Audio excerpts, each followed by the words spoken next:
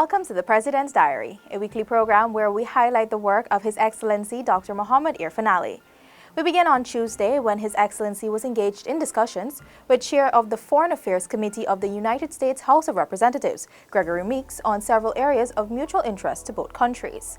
The meeting underscored the importance of issues such as climate change, COVID-19 vaccine distribution, and economic growth and energy initiatives that will benefit the Guyanese people. On Wednesday, President Ali expressed sadness at the passing of Mr. Lennox Canterbury, former director of the MASH Secretariat. In a release, the head of state called Mr. Canterbury his dear friend and said that he was deeply saddened to learn of his passing. Dr. Ali said Mr. Canterbury was a true nationalist and would be greatly missed. The president extended condolences to his family during this time. Also on Wednesday, President Ali delivered a keynote address to the 10th Caribbean Urban Forum, CUF.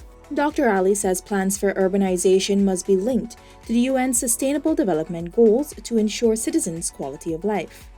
The president shared this view during his keynote address to the 10th Caribbean Urbanization Forum. This virtual event was held under the theme Urbanization, Processes, Policies, and Emerging Challenges. How we respond to urbanization will undoubtedly determine the quality of life of our citizens and whether we achieve the Sustainable Development Goals. And I want to pause here. Urbanization must be linked to the achievement of the Sustainable Development Goals. There must be a common pathway through which urbanization reflects the attainment of the SDGs. While it is not unusual for us to look outside of the Caribbean for solutions, many of those solutions already exist right here at home. Between 1992 and 2011, the degree of urbanization reduced continuously. The president said Guyana's success during this period was not accidental, but by design. Those efforts saw over 100,000 house lots being distributed and housing schemes developed as new growth poles. The examination of new growth poles, the features of new growth poles, and the opportunity new growth poles offer us as urban and regional planners cannot be understated. The SDGs are a collection of 17 interlinked global goals designed to be a blueprint to achieve a better and more sustainable future for all.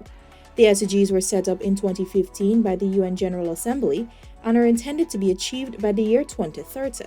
Meanwhile, the president also told the Urbanization Forum of the government's plans for the ambitious Wales Development Authority. The Wales Development Authority will be able to distinguish itself as the industrial center of the Caribbean. It will be established on the west bank of the county of Demerara to bolster industrial, manufacturing, and warehousing activities, and generate not only much needed employment across the different enterprises that will fall under its purview, but indirect employment as well.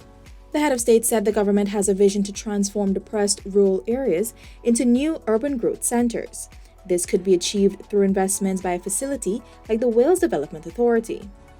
The oil and gas sector will bring with it many opportunities in industrialization and manufacturing, two areas that are critical in job creation, but two areas that also brings with it tremendous challenge in planning, in terms of the environment, in terms of settlements, and access to waterfront areas. The Wales Development Authority will be the zone where the gas-to-shore pipeline will terminate and the gas-powered energy plant would be built.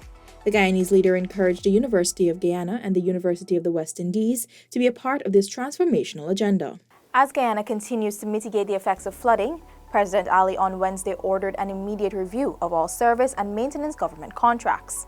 This includes those for drainage pumps, sluices, cokers, and drainage and irrigation. The task will be spearheaded by Attorney General and Minister of Legal Affairs, Honorable Mohabir Anil Nanlal, Senior Counsel. President Ali has asked that penalty clauses be enforced against contractors who breach obligations under those contracts. Where penalty clauses are missing, President Ali has instructed that the contracts be renegotiated to include penalty clauses to hold contractors accountable for failure to discharge their duties.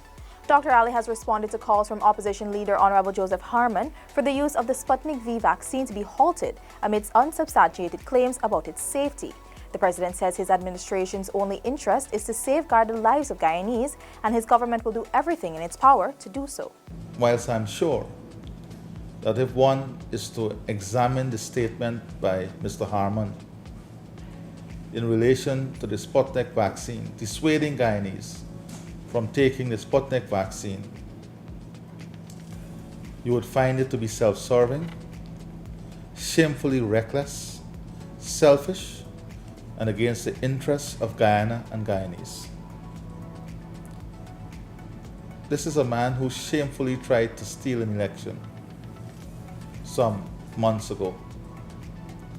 This is a man who himself took the Sputnik vaccine.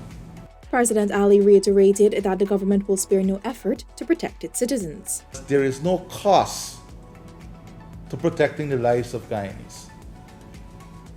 And that is the only interest of the government.